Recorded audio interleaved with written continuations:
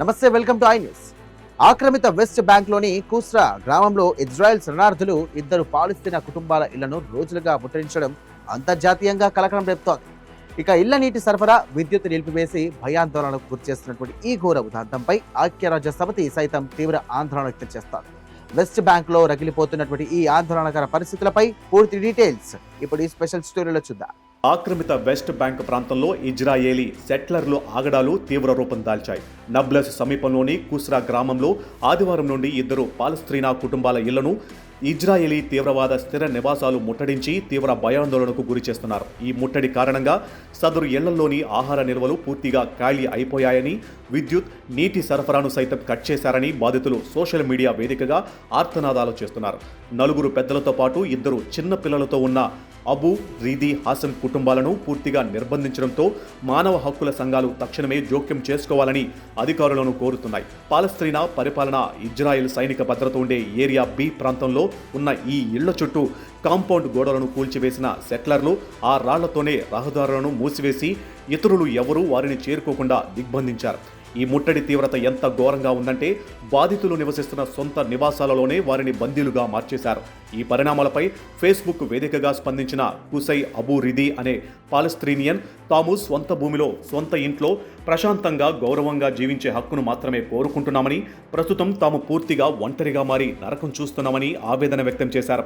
మరొక బాధితురాలు అయేషా హాసన్ మాట్లాడుతూ స్థిర నివాసులు తమ ఇంటి ప్రధాన ద్వారాన్ని బద్దలు కొట్టడానికి ప్రయత్నించారని, రాళ్లతో దాడి చేస్తూ అత్యంత నీచమైన పదజాలంతో దూషించారని వెల్లడించారు.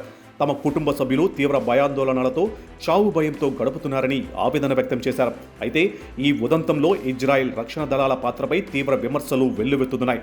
పాలస్తీనియన్లు తొలుత ఇజ్రాయెల్ సైన్యానికి సమాచారం అందివ్వగా ఘటనా స్థలానికి చేరుకున్న తొలి ఇజ్రాయెల్ సైనికులు దాడికి పాల్పడిన స్థిర నివాసులతో కలిసి ప్రార్థనలు చేస్తున్న దృశ్యాలు రికార్డై తీవ్ర దుమారం రేపాయి. అంతేకాకుండా ఈ దిగ్బంధనాన్ని కవర్ చేయడానికి వచ్చిన లెఫ్ట్ వింగ్ పత్రిక హారెడ్జ్కు చెందిన ఇజ్రాయెల్ జర్నలిస్టులను కూడా స్థిర నివాసులు అడ్డుకున్నారు. తమ కారును 2 గంటల పాటు నిలిపివేసిన ఇజ్రాయెల్ సైనికులు తమకు ఏమాత్రం సహాయం చేయలేదని, ఆ ప్రాంతాన్ని క్లోజ్డ్ మిలిటరీ జోన్ అని చెప్పిన సైనికులు స్థిర నివాసులకు మాత్రం ఎలాంటి ఆంక్షలు విధించలేదని జర్నలిస్టులు ఆరోపించారు. మానవ హక్కుల సంస్థ ఏష్ దిన్ అత్యవసరంగా ఇజ్రాయెల్ సైనిక కమాండ్కు ఫిర్యాదు చేసిన తర్వాతే పరిస్థితిలో కొద్దిగా కదలిక వచ్చింది.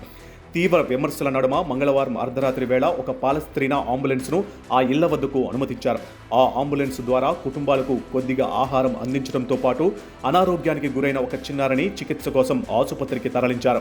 ఈ సంఘటనపై ఇజ్రాయెల్ డిఫెన్స్ ఫోర్సెస్ ఆలస్యంగా స్పందిస్తూ ఖండన ప్రకటన విడుదల చేసింది. పాలస్తీనియన్లు ఇళ్లలోకి అక్రమంగా ప్రవేశించి ఆక్రమించుకోవడం చట్ట విరుద్ధమని, ఆమోదయోగ్యం కాదని పేర్కొంది. బుధవారం ఉదయం IDF central command head major general ఆవి బ్లూత్ ఘటనా స్థలానికి చేరుకుని పాలస్తీనా నివాసితులతో మాట్లాడి తీవ్ర ఆందోళన వ్యక్తం చేశారు. అనంతరం భద్రతా దళాలు స్థిర నివాసులను అక్కడ నుండి ఖాళీ చేయించేందుకు టియర్ గ్యాస్, స్టన్ గ్రానైడ్లను ఉపయోగించాల్సి వచ్చింది. అలాగే స్థిర నివాసులతో కలిసి ప్రార్థనలు చేసిన సైనికులపై క్రమశిక్షణ చర్యలు తీసుకుంటామని ఐడిఎఫ్ ప్రకటించింది. కూస్రా గ్రామ మేయర్ అబ్దెల్ అజీం వాడి మాట్లాడుతూ తమ గ్రామాన్ని లక్ష్యంగా చేసుకుని స్థిర నివాసులు వరుస దాడులకు పాల్పడుతున్నారని ఆరోపించారు. గత నెలలోనే గ్రామంలో కొత్తగా నిర్మించిన మసీదును తగలబెట్టి హెబ్రూ భాషలో గ్రాఫిటీ రాశారని గుర్తు చేశారు. దానికి ముందు తాల్ గ్రామంలో జరిగిన దాడిలో 4 పాలస్తీనియన్లు, 2 ఇజ్రాయెల్ సైనికులు మరణించారు. జూలై నెలలో కూడా సమీపంలోని జలూద్ గ్రామంలో ఒక పాలస్తీనా ఇంటిని 2 వారాలకు పైగా ముట్టడించగా భయంతో ఆ కుటుంబం ఇల్లు వదిలి పారిపోవడంతో స్థిర నివాసులు ఆ ఇంటిని ఆక్రమించుకున్నారు. ఈ దాడుల తీవ్రతపై ఐక్యరాజ్య సమితి తీవ్ర ఆందోళన వ్యక్తం చేసింది. న్యూయార్క్లో జరిగిన భద్రతా మంత్రిమండలి సమావేశంలో UN deputy special coordinator Ramiz Alakbarov మాట్లాడుతూ వెస్ట్ బ్యాంక్ ఇప్పుడు తీవ్ర వినాశకరమైన అంచనా ఉనికిలో ఉంది అని సంచలన వ్యాఖ్యలు చేశారు.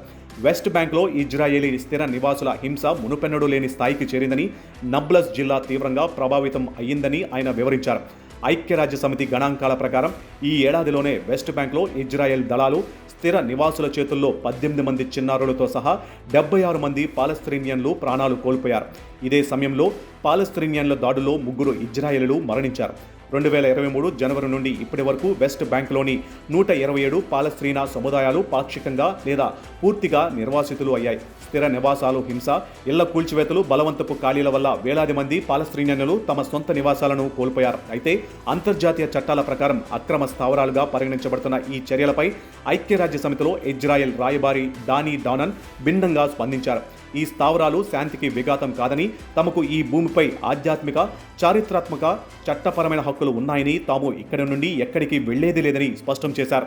ఏది ఏమైనా వెస్ట్ బ్యాంక్ వేదికగా సాగుతున్న ఈ శరణార్థుల దాడులు, మానవ హక్కుల ఉల్లంఘనలు రాబోయే రోజుల్లో ఏపీ, మధ్యప్రాచ్య రాజకీయాలలో మరింత తీవ్రమైన ఉద్రిక్తతలకు దారితీసేలా కనిపిస్తున్నాయి.